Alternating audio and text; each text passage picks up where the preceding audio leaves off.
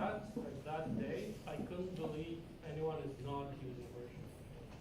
And I've spent a few years evangelizing and telling everyone, listen, this can only give you good things.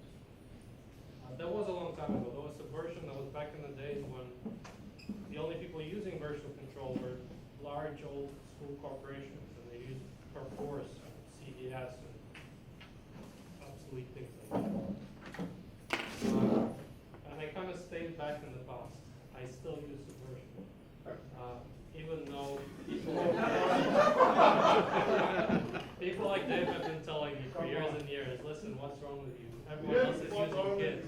Have you looked on the internet recently? All the projects have moved over to Git pretty much as soon as it was announced. I do appreciate it, but I never really learned to be good at it. Like I use Git the way I used Subversion back in the day. Dave is different. Dave has jumped right on it. He's figured it out. He knows more about Git than probably most people in this room. So I don't know how complex he's going to make the topic today, but he knows everything there is to talk pretty much about it. So give him a hand.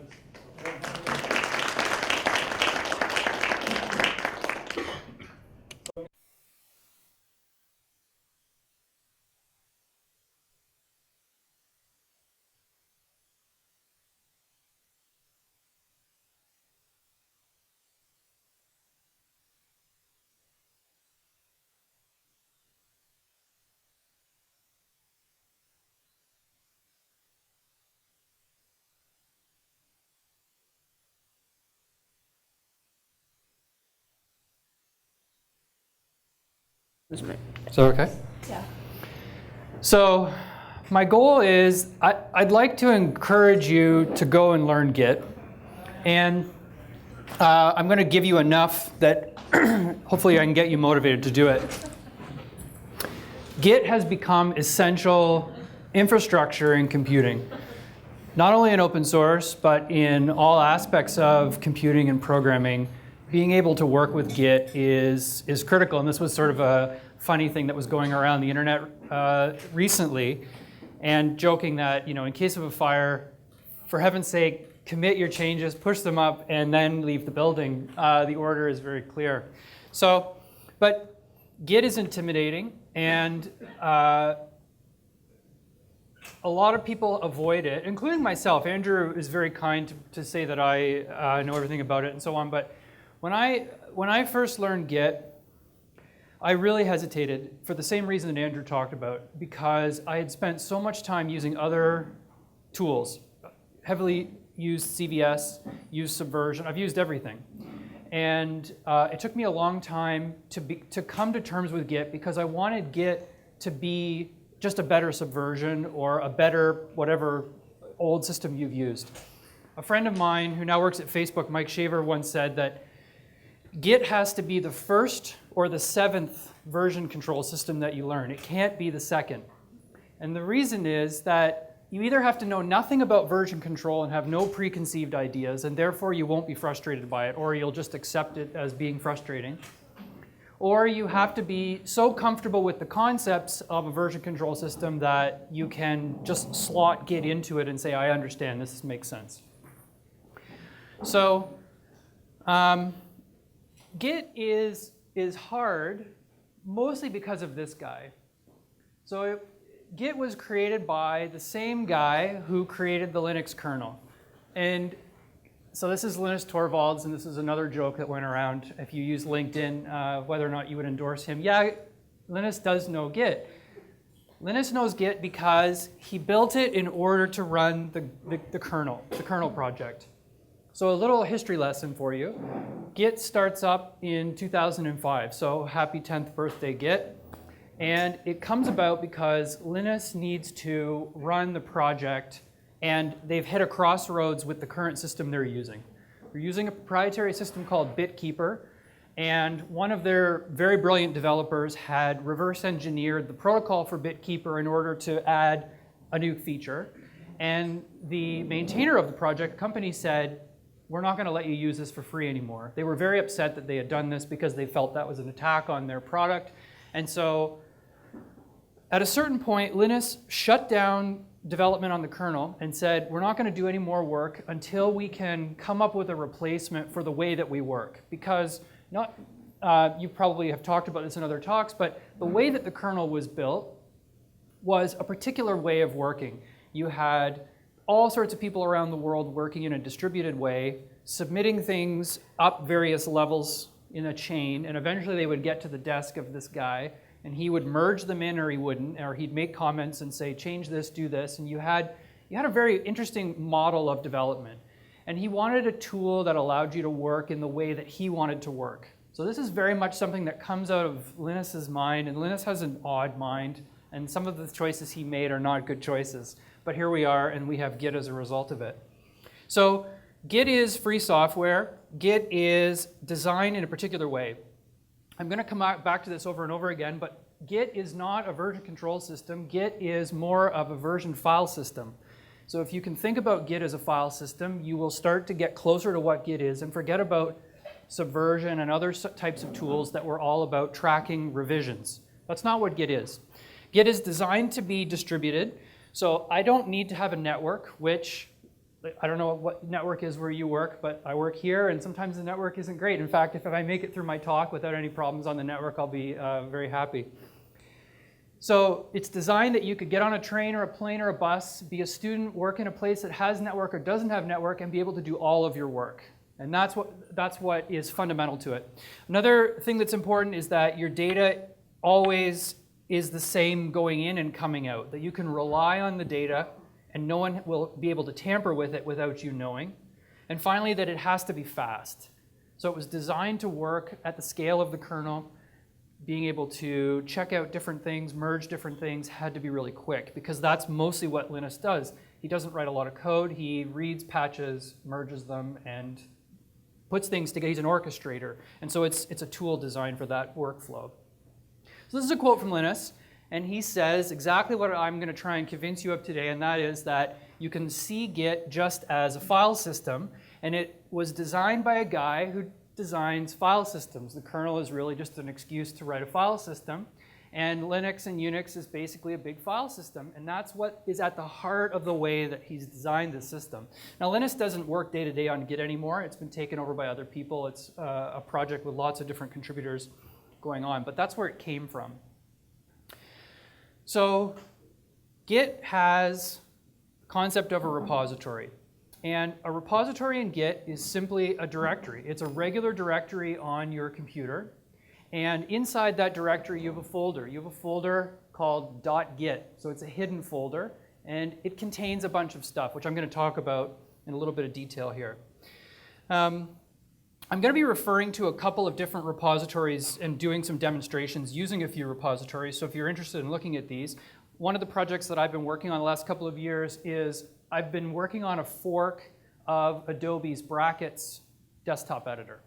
So their particular project is hosted at that URL. I'm going to talk about GitHub later on in the talk, and you'll see me referencing it lots, because I really can't talk about Git without also talking about GitHub. One of the things that makes learning Git tricky is that you not only have to learn to use this tool, but you have to learn all of the social and workflows that the communities use in order to work with it. So it's there's quite a large learning curve.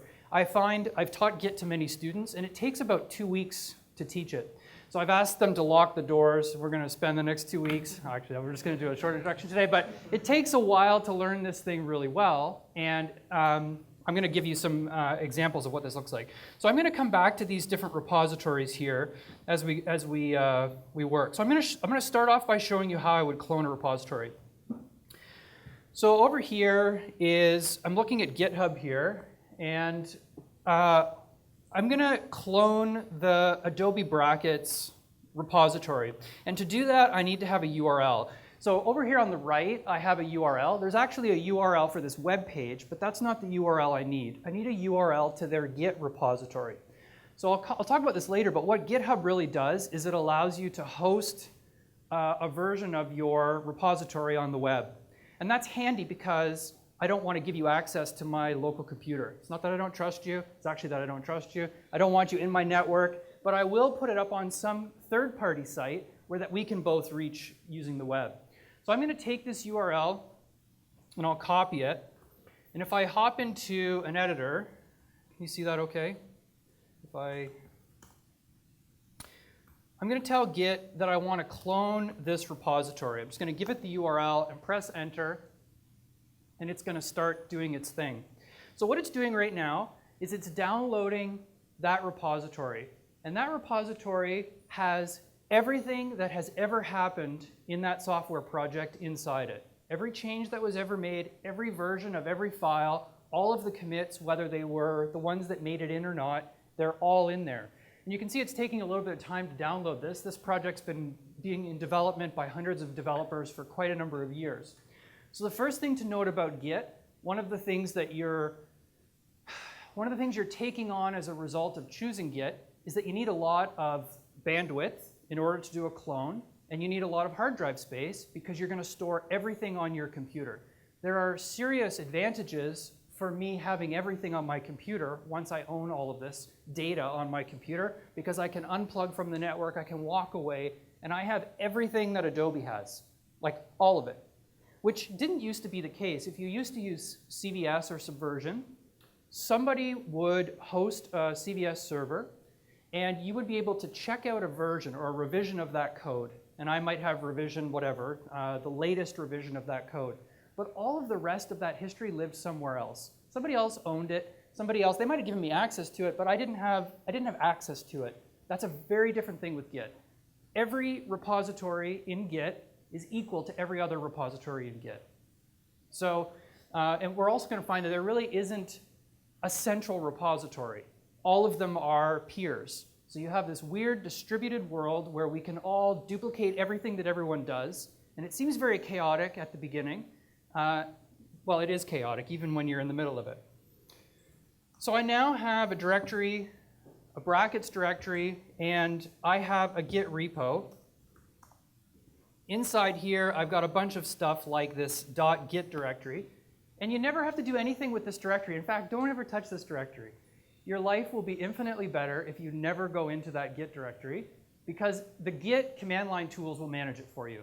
Essentially, it's a database of all the information about what's happened with this file system. And I have a particular version of the file system checked out right now. So two things happened when I cloned it. I downloaded a complete copy of the database. It got put in that .git directory. And it also automatically checked out a snapshot of the files inside that directory, and it gave them to me here, which is what I'm seeing when I look at this. Now, this particular directory, or this particular repository, also does something which Git allows. Let me clear this. Git allows you to have other repositories inside of a repository. So if I want to, in this case, I want to use some other piece of code that somebody else is maintaining, I can link to somebody else's repository, and I can have that entire repository inside my repository. Why would you want to do that? The reason that Git allows you to do this is so you can track they call it an upstream project. I can track a project which is rapidly iterating without having to constantly copy and paste or resave that data into my own. So I'm going to do one last step here, and I'm going to tell all of those submodules to update. And what you're seeing here is that it is cloning all of these other repositories inside my current repository one by one by one. So when I talk about Git needing lots of disk space, I don't just have the entire history of one project, I have the entire history of all of these projects. So I was talking to a contributor in Pakistan this week, and he was saying that he's on a very, very low bandwidth. And he said, how do I clone this thing? I can't clone it because it takes forever. Like, I just don't have the bandwidth. So it's something to be aware of about Git. We take for granted the fact that we have large hard drives, that we have fast networks most of the time, and that we can clone and copy huge amounts of data back and forth. When I work on something like Firefox, you have the entire history of the Firefox project, every commit, all inside one. Or if you work on Git, every single version of every file is in there, all in this one directory. It's crazy. It's still cloning, so we'll leave that to clone and go on its way. That Git directory stores in it a bunch of information. So it stores files. I'm going to simplify it, but it stores files, directories, and commits. And so a file is a file. It's binary or text data. And what Git does, for every one of the objects that it stores it with a version. But we can't use a version like 1, 2, 3, 4. If you use Subversion, you know that Subversion revisions used to be literally 1, 2, 3, 4. You would check out version 56 of the code, and there was only one version 56. But if I have all of Adobe's code, and you have all of Adobe's code, and so do 300 other people, we can't say that this is version 1, 2, 3, 4. We need a versioning system that will work anywhere in the world. We need a global numbering system. And I told you that Linus was worried about data integrity. So if I put data into Git, I want to be able to get that exact same data out. So what happens in Git is that it uses a hash. So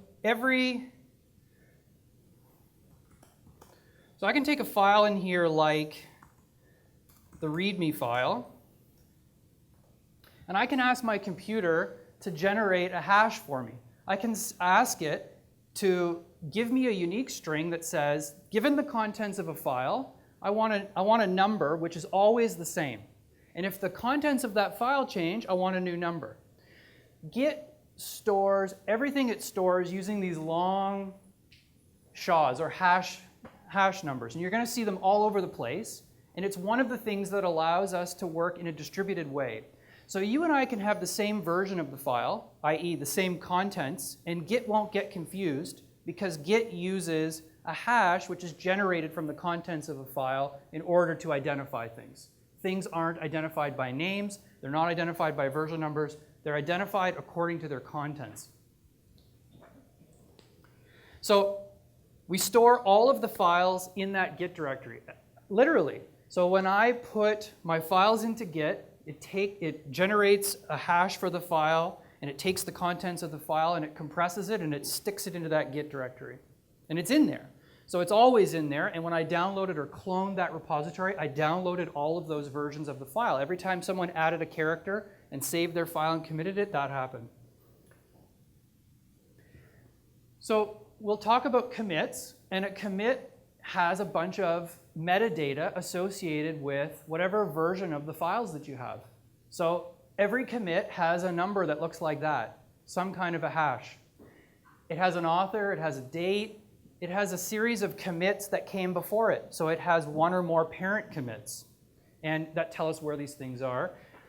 So in the case of, I'm going to use a command called git show. Git show allows me to ask a repository to show me the latest commit that it has. And so here you can see that I'm on commit BF22BF, right? Nobody used, I mean, this is for a computer, not for humans, but that's what commit we're on. And you can see that there's an author for this. You can see the date it was done, and you can see that they're merging in code.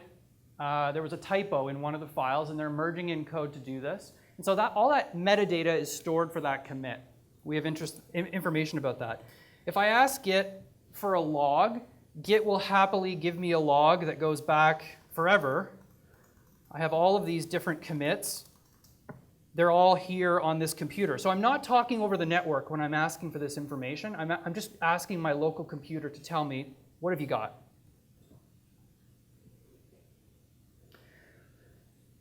The thing that is the first hurdle that people have when they're trying to get used to Git is the way that you put commits together. So I told you before that Git is a file system. And the way that Git thinks about your data is, it wants you to, I'm going to use the word assemble, but it wants you to put together, assemble a snapshot of files at a given point in time, and then it'll take that snapshot and freeze it and put it into the database. So Git doesn't have an idea of deltas or changes that start at the beginning of a file, and you change this, and you change this, and you change this, and you keep going on, and there's some sort of linear change set that goes back.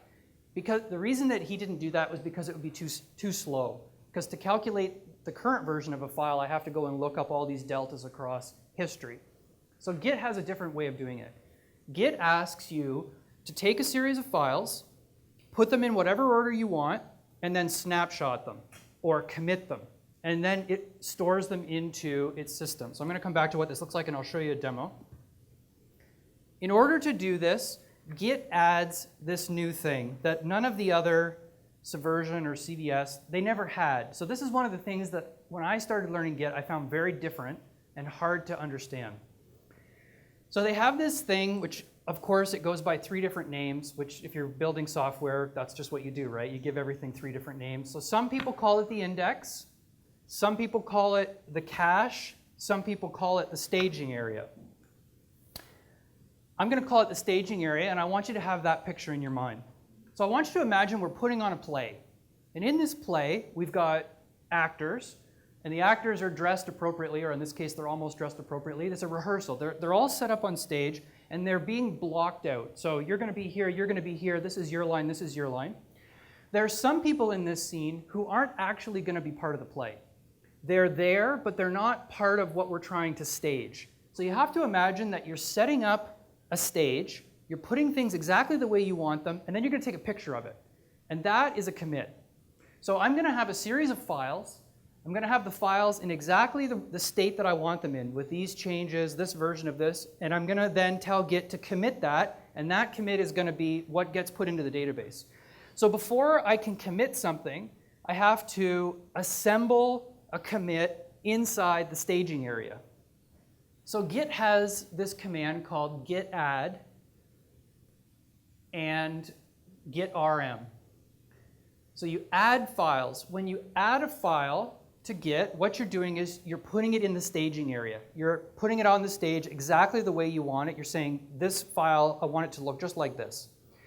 When you git rm, you're taking something out of the staging area, but you aren't committing it yet. You're just putting it on the stage and getting ready for that moment when you're going to actually commit it. And then once you commit, you take what's in the staging area and you put that into the database. So that's a major difference from Subversion or CVS or other systems where whatever's in your working directory, you're going to commit that into the next commit. Those files are all going to get changed together. Here we don't work like that. So Git has a whole bunch of different files. It treats files differently. Some files it tracks, and some files it doesn't track. So when you think about the staging area, that guy in green is not going to be there on the night of the production. He's the producer, the director, I don't know what he's doing, but he's got some job helping the actors do what they're going to do. He's an untracked file. Then you have other people, the main characters, who will be there on the night, and those are tracked files. And Git is watching those files, and it's going to know if something happens to those files. So we have both of those things happening. We also have, of the files that we're tracking, Git will know whether or not they've been changed, and we can stage those changes or not. I'm going to show you examples of all this because it's hard to understand exactly what I'm talking about. In fact, why don't I do that right now before I go any further? So right now, I have a snapshot of the file system checked out. That's what my working directory is. I have these versions of my files. And I have a file there called readme.md. This is the README file. And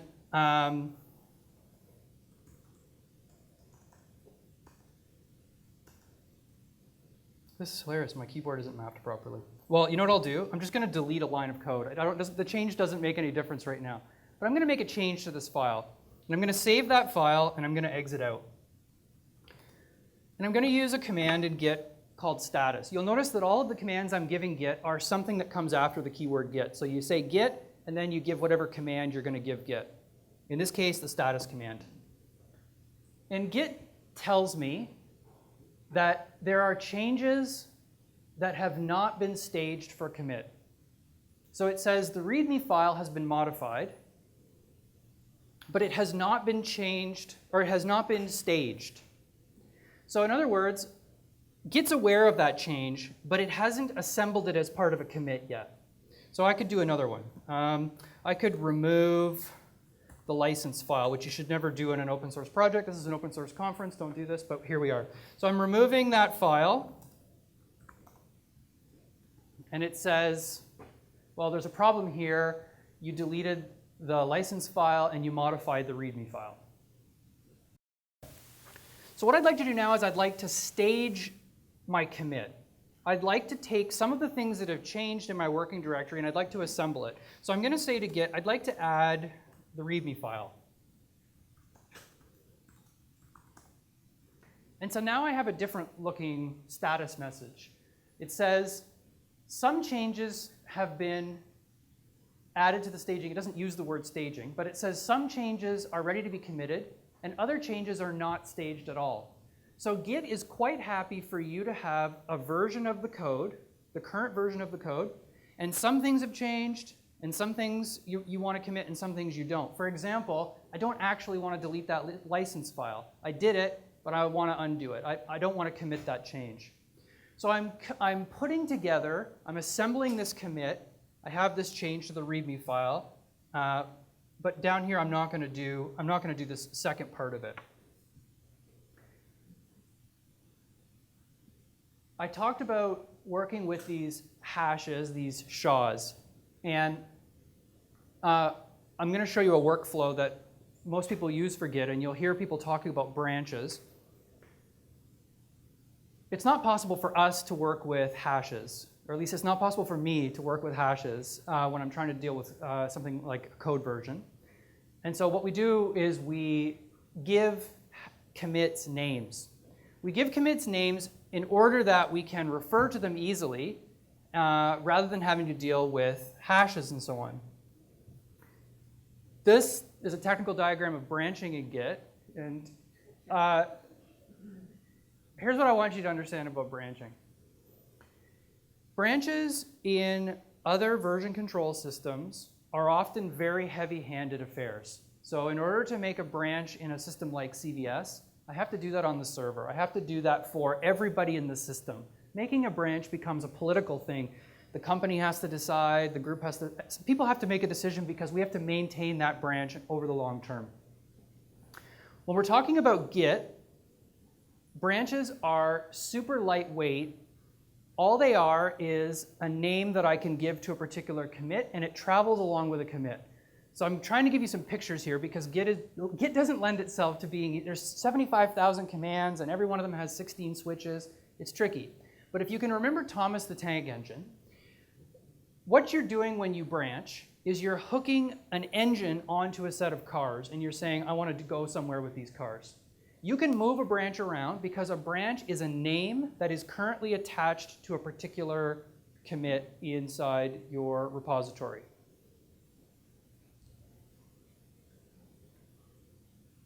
So let me show you what I mean. I'm currently on a branch called master. So if you don't do anything else, you are always on the master branch. Git has to be on a branch in order to do its work, in the same way that a train needs a locomotive in order to move down the tracks. So we have to have some kind of a branch, and we start out on master. But typically, people don't want to make their changes on master. People work on what we call topic branches, or they work on a branch, they go off on a side track, they do some work, and then later on we decide whether or not we want to merge it in. So there's a couple of different ways to make branches. I'm just going to show you the one that most people use, which is they check out with a branch name.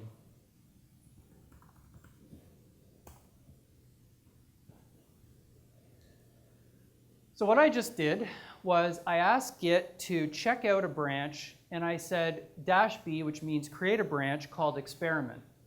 And what it does, it said it switched to a new branch called experiment.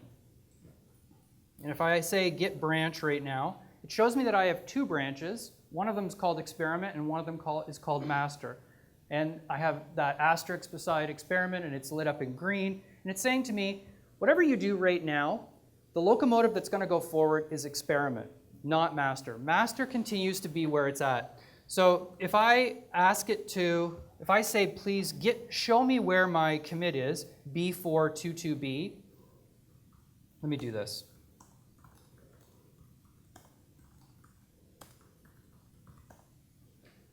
What I want you to see is that both of those branches are currently pointed at the exact same commit, the same version of the code. The same commit, two different names, they both point to the same thing. But In the same way that I can connect one locomotive or another locomotive to a train, I can move it off in different directions. So right now I'm on the experiment branch, and I've got one change that's ready to be committed, that's been staged, that README. So I'm going to commit that change. So this is a change to the README that I actually don't want to do, but I'm going to do it. So I'm going to take this set of changes and I'm going to commit it. Now notice that I'm not specifying which files I want to commit.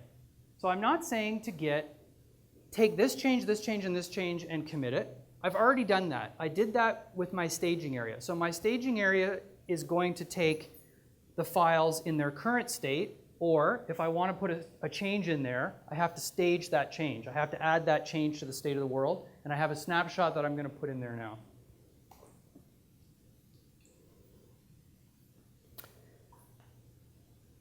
I've created a new commit. So let me do the same thing again that I did a moment ago. The master branch still points to B2FFB. And I have a new commit. My experiment branch points to something else. It points to 2D9706. It was written by me.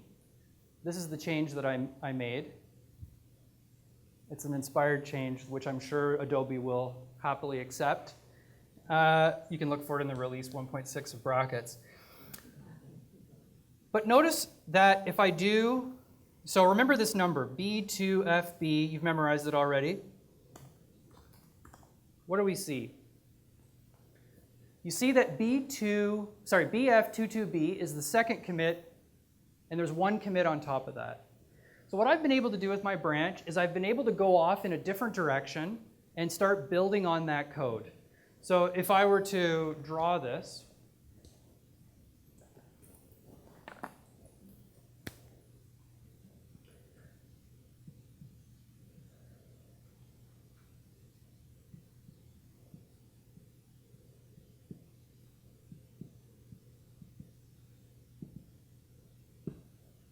it allowed me to put a new commit in, and then it advanced my pointer forward to this new commit. So the only thing that a branch is in Git is a name that's attached to a particular commit. And if you commit on a branch, it moves that branch forward. Let's do another, let me show you. Let's make another change to the README.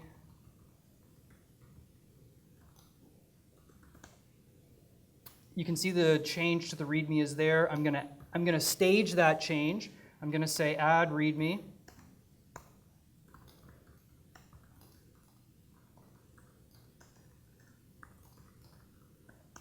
And I'm gonna commit that.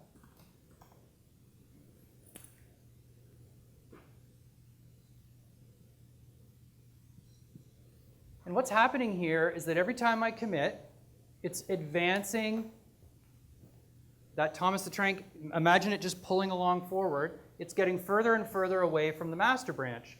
Master branch is still back here. That was the original one. That's what the code where it was before I started doing all of this work. But I now have a bunch of commits here, which I'm calling experiment. And they're some other thing that nobody else has. They only currently exist in my repository here. So you're always on a branch, you're on the master branch, unless you jump off and decide, I want to do some other experimental work. Most people do their work on other branches and then merge them back in later. So there's again, Git is tricky because it has to be learned. There are so many different commands and so many different workflows. Git doesn't impose one particular way of working, and my goal today isn't to try and teach all of them to you. I want to more give you an awareness that they exist, so when you're going to learn them, you have some sense of it. The names are completely arbitrary, so I can call my branches whatever I want. I typically refer to my branches using the name of a bug. So if I'm fixing bug number 123, I call my branch bug 123, or anything else that makes sense to me. The branch that I'm making is only here on this computer. It's on this laptop. It's not anywhere else. So I have complete freedom to name my branches however I would like. I'm not limited in any way, because all I'm doing is I'm making a name that makes sense to me so that it's attached to these commits and I can jump around between them. Git has ways for us to be able to merge other commits together. So for example, if I wanted to take my work that I've been doing here and I wanted to merge it into the master branch, I could do that. What it will look like is the following. I will make a new commit that links these two branches together. So if I were to check out the master branch,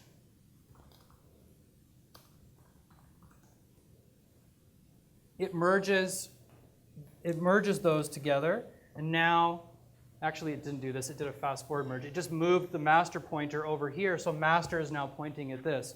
So when you're working with branches inside Git, all you're doing is you're shuffling around these names, and you're having the names point to different commits. And so the branching is very lightweight. You branch all the time in Git because it's so cheap to do it.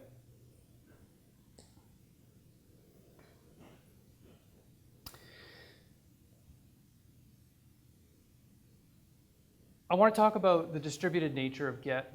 And again, I want to leave you with an image as opposed to a set of commands.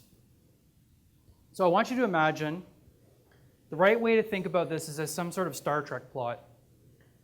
So you're going out into space, this vast, unknowable universe, and there's 4 of you working on this project.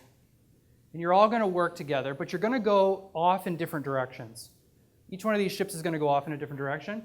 And each one of these ships is going to map some portion of the galaxy. There you are, working away, mapping your area of the Delta Quadrant or whatever it is you're doing. And imagine that every one of those little star points is a version of the code that you've written. You fix a bug, you write this, you do an experiment, you write a test. Every one of those is some piece of code that you are snapshotting into Git. But every one of those snapshots, that map that you're building, that star map, it's all local to your ship. You don't currently have a complete picture of the whole universe. This ship knows about this area, your ship knows about some other area, and you develop this map that says, okay, here's all the stars that we've visited, these are the places that we've been. Eventually what you want to be able to do is you want to be able to come back together, I don't know where starships meet, but when those starships meet, when the stars align, if you will, you want to come back together and you want to be able to share that map that you have gathered with the others in your group, my metaphors break down. But you want to be able to share your portion of the map with everyone else. And eventually you're going to have some larger set of a map of the whole world of what's going on. Git is very much like that. Nobody has a complete map of everything that's going on. You have a bit of what this person has given you, the changes they've made in their repository, and they have a bit of what you've made, and so on. So when I clone a repository from someone, that clone is completely disconnected. There's no communication back and forth between those repositories. I downloaded everything Adobe had as of today. But whatever they do from today forward, I don't have it in my repository anymore. It's disconnected. So we need a way to be able to work without a network, because I told you don't need a network. I make changes, I fix bugs, and I do my own work. But eventually what I want to be able to do is I want to be able to share that back with another repository. So in Git, we have a concept of remotes. And a remote is another repository that lives somewhere on the network. In the olden days, when you used Subversion or CVS, there was one server. And everybody who would check out the code would talk back to that central server, and it was hierarchical. You went back and forth like this. Today, it doesn't work like that. You can have a huge team, and you might only interact with 3 or 4 of the people, and the rest of the people work off somewhere else, and you don't have to have all of the code that they do. You just need to have the code for the parts that you're working on. So Git gives us, I actually missed one command here, there's push. So there's 3 commands that we use in order to share commits in a network. One of them is fetch. One of them is pull, and the other one is push. Push sends the commits that I have on my repository to the other repository, and fetch and pull do the opposite. So let me show you an example. I'll come back to that. So here is my fork of the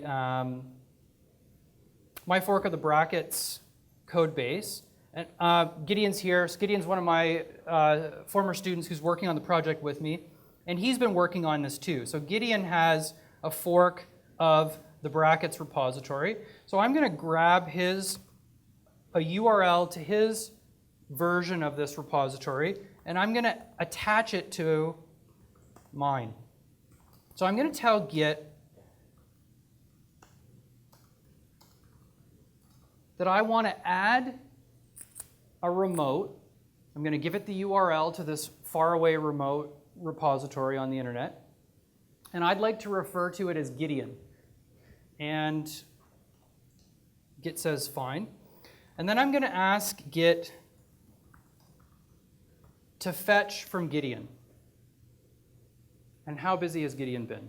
Very busy. So there, I've just pulled down a whole bunch of, I've pulled down, if you want to continue with my metaphor, his version of the star map. So there's more out there than what I knew about before, and I've just been able to download all of it to this repository and then disconnect from it. And so Git uses a synchronization model like this. You pull and fetch, pull and push commits or snapshots of the way the code looked at a particular point in time, and you share them. Now you can see that here it has not only downloaded all of these different commits, but it's also downloaded some of the branches of things that Gideon, you were working on. And so I now have exactly what Gideon has on his machine, and I can grab a version of the code for something that he might be working on, which is a very powerful for me, because I can get my computer to the same state that one of my other colleagues is working in. I can say to them, let me just pull in exactly what you have on your computer, and I now have that same version on mine. But it means that we can work sideways. So I don't have to have the permission of a particular, I don't have to have Adobe's permission, for example, to be able to share something with Gideon. He and I can work without Adobe's permission, as it were. We clone that repository, make changes, and then share things back and forth between one another.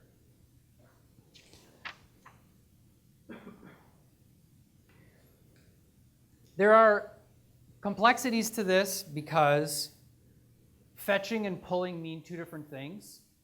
A fetch downloads those commits, and it's very much like, if you think of Git as a database of snapshots, all you're doing is downloading all of those snapshots. So a fetch is always a safe command to run, because all it will do is download and store those objects in your database. A pull is different than a fetch because it does an additional step.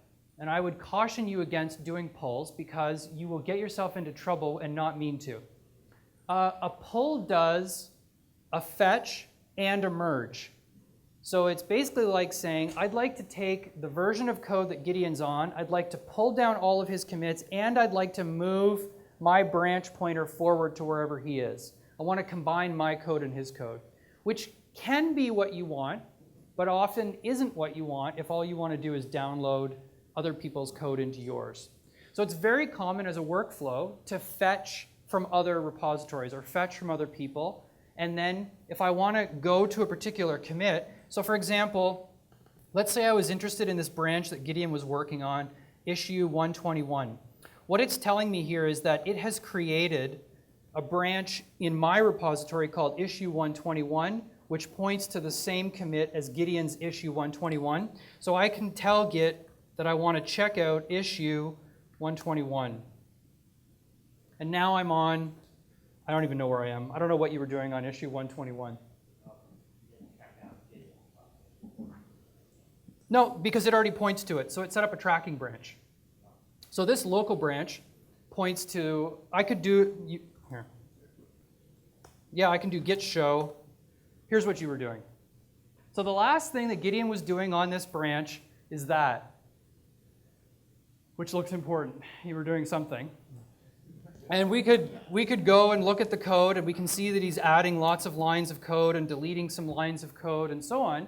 But the important part is that I've been able to get my file system in the exact same state that his file system was in when he was working it on his computer, because he took a snapshot of his file system at that point in time and put it into his machine.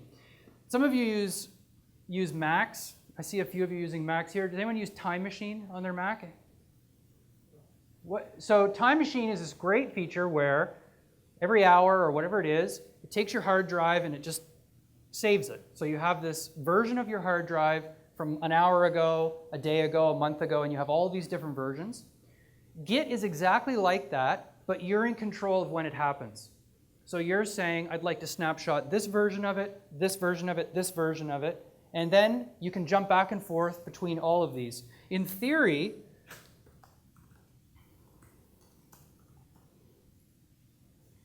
here's the initial commit from December 7th, 2011.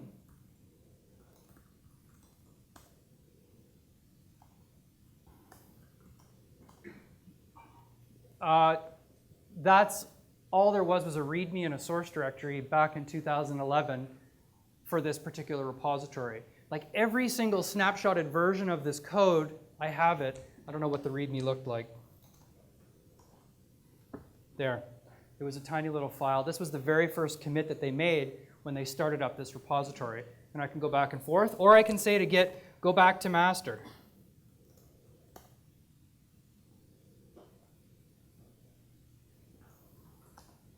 And it's now brought back all of those files. Seemingly they were gone, now they're back again.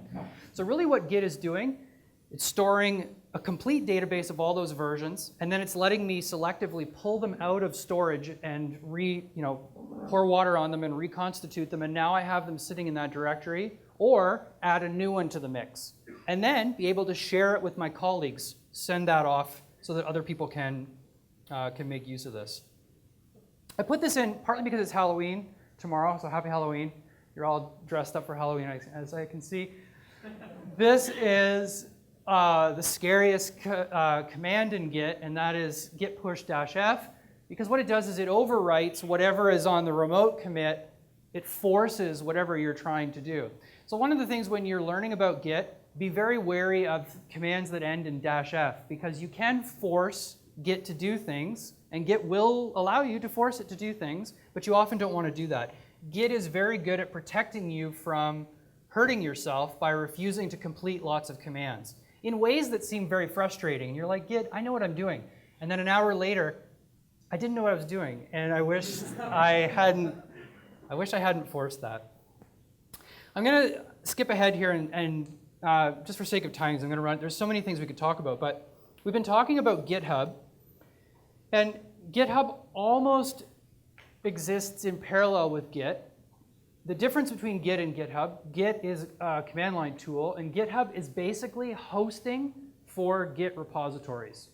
So if I'm working on an open source project, I can store my open source project on Git for free. So Git is really giving you hard drive space.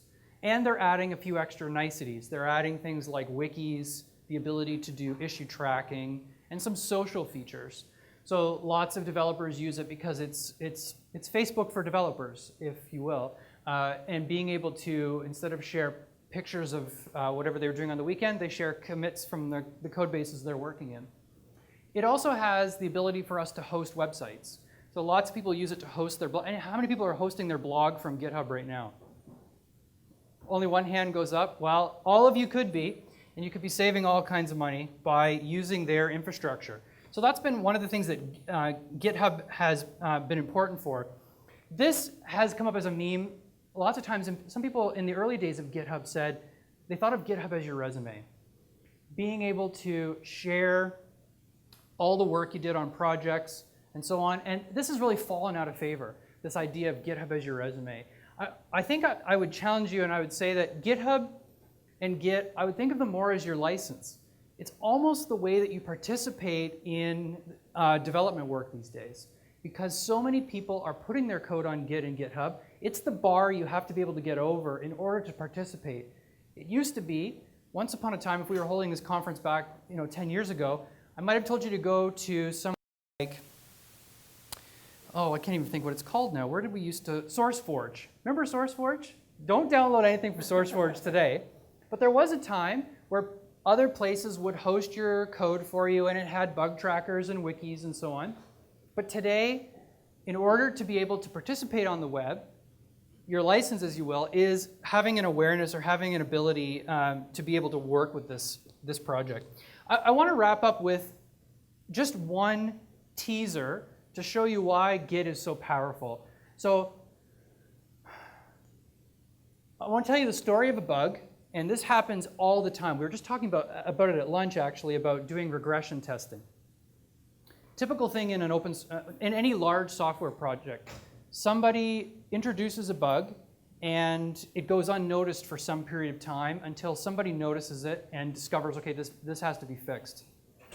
So in the olden days, what it would mean is that you would have to download various released versions of a project and try and find the window of time in which that bug got introduced. So there's a bug, you go back a bit further, there's the bug, you go back a bit further, there's the bug, and eventually, oh, there's no bug. And you try and find that smallest window that you can find in order to tell the developers, it happened sometime in May. And you're like, I know that because we used to ship once a month and we would have all of this working. So let me see if I can show you this. No? Here's the bug we hit. Auto-completing. As you type in the URL for a particular image, it should give you the file name of that image. And it doesn't give you the file name of that image. It gives you other possible things that you could use for background image. Somebody introduced this bug. We have a really easy way we can test for it. So if we went the old way, I did some manual testing, and I downloaded released versions of brackets, and I found that all of these versions were bad. All the way back to October 4th, 2013 was the first one that I could find that was good. So you're talking about a regression range of 1 year and 6,000 different commits between that time. One of them is bad. Which one? It's a really hard problem. Because I have the entire history of every version of everything that's ever happened in the project in here, Git is able to help me solve this problem. And it uses this thing called Git bisect. So when you bisect a project, what you do is you tell Git that you would like to start bisecting. And Git says, okay, I'm going to start at this particular commit right here. And you say, is this commit good or bad? So you run your test, and you say, no, this commit is bad. This is bad. And then you go back to October 2014, and you check out that version of the code, and you run it, and you say to Git, this version is good. And so now Git has a range of 6,000 commits. And so what it does is it drops you right in the middle. It checks out a version of the code, and there are 3,000 revisions left. So it splits it in half, and it says, is the bug there?